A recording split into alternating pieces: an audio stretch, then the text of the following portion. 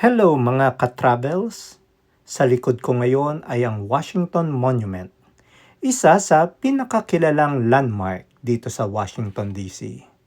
Ito ay may taas na 555 feet at tinayo bilang parangal kay George Washington, ang kauna-unahang Pangulo ng Estados Unidos. Isang fun fact, mapapansin ninyo ang iba't ibang kulay ng marmol dahil huminto ang konstruksyon nito noong panahon ng Civil War. Libre ang pagbisita dito, pero kailangan ng time entry ticket kung gusto ninyong umakyat sa observation deck. Mula sa observation deck, makikita ang 360-degree view ng Washington DC.